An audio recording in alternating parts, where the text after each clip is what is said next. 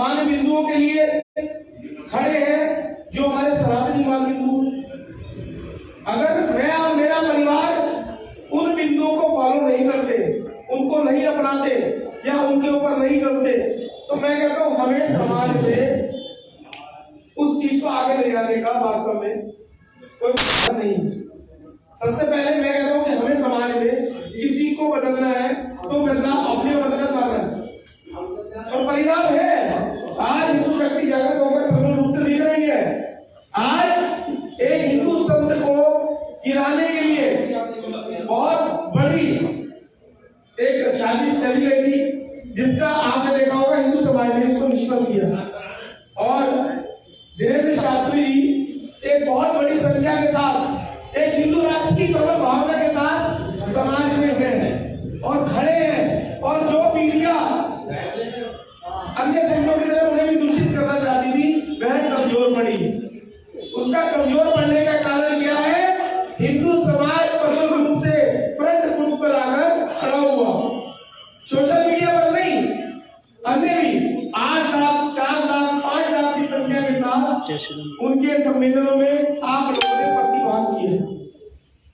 जान सकती है हिंदू समाज जा रहा है वैश्विक स्तर पे। आज विश्व की जो विकसित देश है उनको भय लग रहा है कि भारत सन 2045-47 तक एक बहुत बड़ी शक्ति के रूप में उभरेगा और वह शक्ति इस पूरे विश्व को नतमस्तक अपने आगे कर देगी। कहीं ना कहीं यह भाव हिंदू के अंदर जागा है और कई विषयों में और अत्यधिक करने की आवश्यकता है। लेकिन जो सबसे महत्वपूर्ण है, मैं और मेरे परिवार के लिए मान बिंदु बहुत जरूरी है। जिन मान बिंदुओं के लिए हम लोग लड़ रहे हैं या जिन मान बिंदुओं को हम सोशल मीडिया पर लिख रहे हैं, हम कई बार कुछ भी विषय समाज में चलता है तो उसको सोशल मीडिया के माध्यम से समाज तक पहुंचाने का प्रयास करते हैं और वह बहुत सशक्त माध्यम भी है और उसका ही परिणाम है कि कहीं ना कहीं हमारी मजबूती मिली है। लेकिन उन के साथ साथ धरातल पर भी वह सब चीजें इंप्लीमेंट है। कल 2 घटनाएं मैं आपके सामने रखना चाहूंगा और बहुत ही महत्वपूर्ण घटना है, जो झकझोर कर देने वाली घटना है। और हम लोग ये सोच रहे थे कि वास्तव में समाज में क्या चल रहा है। पिछले 8 साल से विवाह के बंधन में बंधकर एक युवती एक युवक के साथ प्रेम विवाह करती है। दोनों हिंदू समाज के होते हैं। 5 साल की एक बेटी उसको हुई होगी। उसका लालन पालन आर्थिक संपन्न ना होने के कारण जो उसका पिता होता है उसको पुनर्विवाह दे देता है। फिर उसको 2 महीने पहले एक बच्ची का जन्म होता है लड़की को, और 1 हफ्ते पहले वो महिला उस 2 महीने की बच्ची को लेकर लापता हो चुकी है। खैर संगठन के माध्यम से समाज के माध्यम से उस चीज को हमें मिला, प्राप्त हुए भाई इस प्रकार की हमारे साथ घटनाकारी हुई है और हमें मदद की आवश्यकता है। एप्लीकेशन दिलवाई गई, तहरीर दी गई, पुलिस के द्वारा वह मामले की जांच की गई और अंततः उस मामले की जांच करने के बाद पाया गया कि वह उस्मान जो भाई बनकर उसके घर में प्रवेश कर गया था, वह उसकी वाइफ को भगा ले गया। देखो इस चीज के 2 मामले हैं, भगा ले गया, बालिग थी, स्वतंत्र थी, खुद भागी, दोनों चीजें। 2 साल 2 महीने के बच्ची को लेकर मैं उसके साथ भाग गई और कल जब धारा चौकी में उस महिला को लाया गया, गेट पर गए, किसी प्रकार से वो छोड़कर गया पुलिस के प्रेशर के चलते।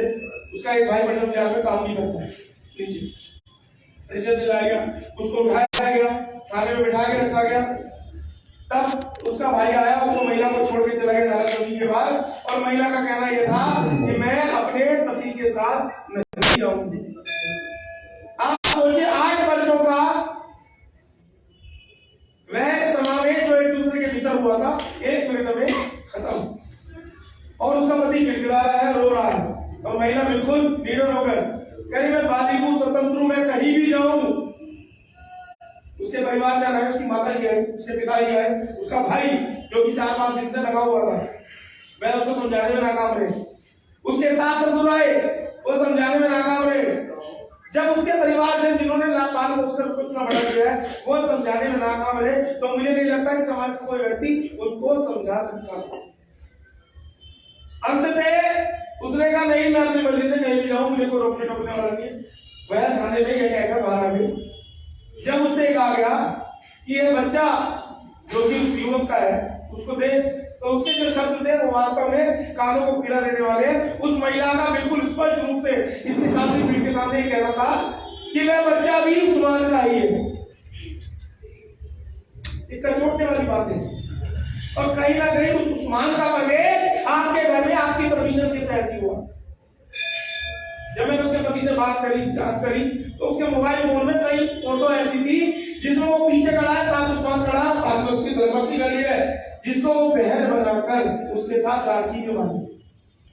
आप सोचिए, जो अपनी सगी बहन के अपने नहीं हो सकते, वो आपके घर में प्रवेश करके आपकी धर्मपत्नी को बहन बना रहे हैं, वो किस विचार बनाएंगे? तो एक परिवार मिनट सेकंड में बिखर गया, मिनट सेकंड में। तो कई बार चर्चा करते हैं, तो ये चीज हमें अपने परिवार में देने की जरूरत है। ये जागरण सबसे पहले हमारा अपने परिवार को होने की आवश्यकता है कि वास्तव में दीमक की तरह हमारे परिवार को, हमारे देश को, हमारे संसाधनों को खोखला आखिर कर्म हो रहा है। हर एक काम है वो आपके सामने प्रकट तैयार नहीं। एक जिहादी मस्जिद का जिहादी है, पूरा जिहादी, हाथ में उसके इलेक्ट्रॉनिक तस्वीर भी। एक युवती आई, युवक आया, दोनों पारी से खाने लगे। युवती हिंदू से जो इस गाड़ी में सुनी बनी चलना था, और युवक मुसलमान था, और पूर्व में भी वो 2-3 लड़कियों को लेकर आ चुका अलग अलग। उसका काम भी महिलाओं से संबंधित ही है, पट्टम जाने उसका व्यवसाय। और जब उसने मुझे देखा तो वो तो भाग गया। लड़की हमारी अग्रेसिव हो गई कंपनी कि आपको क्या मतलब, मेरे साथ आया। तो काफी देर तक वो हल्ला होता रहा। लड़की का पता चलाया गया इसी तरह के माध्यम से, सूत्रों के द्वारा। तो लड़की कोर्ट द्वारा के किसी क्षेत्र की थी।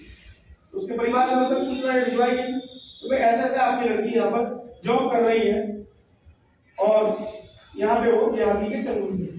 तो कहीं ना कहीं हमें अपने परिवार को उन चीजों को बताने की आवश्यकता है कि वास्तव में हमें खोखला करने वाले कौन लोग हैं, और उन मानवीयों की रक्षा सुरक्षा करने की जिम्मेदारी किस लोगों पर है? हम ही लोगों पर है।